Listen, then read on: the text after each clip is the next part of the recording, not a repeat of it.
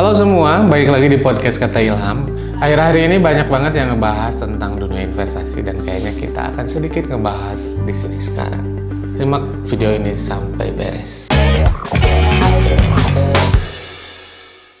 Bapak mertua saya adalah mentor saya dalam dunia investasi. Beliau mengajarkan tentang pentingnya memiliki sebuah narasi dalam mengelola keuangan. Beliau memaparkan, kalau ada uang lebih, sebaiknya dibelikan tanah atau hewan ternak. Kalau disimpan di bank, itu sebenarnya merugikan kita sebagai pemilik uang tersebut. Tapi kalau dibelikan hewan ternak dan tanah, itu bisa menjadi sumber pemberdayaan untuk masyarakat di sekitar kita, terutama petani dan peternak. Dari pernyataan itu, saya pun menanggapi, bener tuh yang Bapak bilang, soalnya kalau uang hanya disimpan aja, itu biasanya uang tersebut akan terus berkurang setiap tahunnya karena terkena inflasi. Saya pun akhirnya bertanya sekali lagi untuk meyakinkan. Tapi emangnya untung Pak kalau diinvestasikan di hewan ternak dan tanah? Bapak kemudian menjawab, niat awal kita adalah membantu petani dan peternak. Selanjutnya, karena proses membantu ini juga adalah sebuah investasi, maka proses membantunya harus ada mutualisme,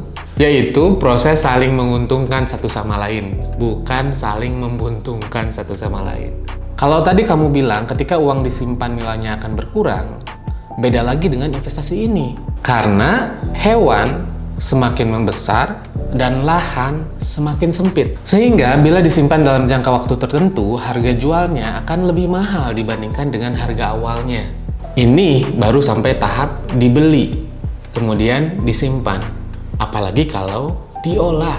Seketika saya pun ingat dengan istilah yang disebut dengan capital gain. Kayaknya ini sangat mirip dengan apa yang disampaikan oleh Bapak. Bapak kemudian melanjutkan, uang yang disimpan dalam bentuk hewan ternak ini merupakan investasi jangka pendek. Selain dari selisih berat ketika beli, kemudian setelah beberapa bulan kita rawat baru dijual. Ingat, ada satu waktu yang itu bisa menjadi golden moment ketika kita menjual hewan ternak, yaitu momen Idul Adha. Ketika menjual hewan ternak di waktu yang tepat, maka harganya juga akan meningkat. Buat kita yang baru sedikit-sedikit investasi di hewan ternak ini, minimalnya biaya untuk kita dan keluarga berkurban itu sudah tercover dengan keuntungan dari investasi ini. Beda lagi dengan investasi dalam bentuk tanah. Investasi ini adalah investasi jangka panjang. Kenapa? Tanah ini dibeli pada tahun dengan harga, kemudian dijual pada tahun dengan harga yang lebih besar, yaitu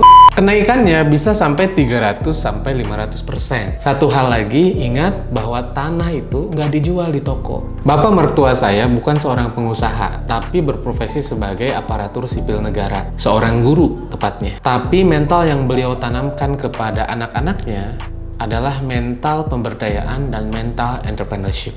Dan saya merasa beruntung banget karena bisa menikahi putrinya dan menjadi menantunya. Semoga sharing ini bermanfaat dan bisa diambil hikmahnya oleh teman-teman semua ya. Terima kasih.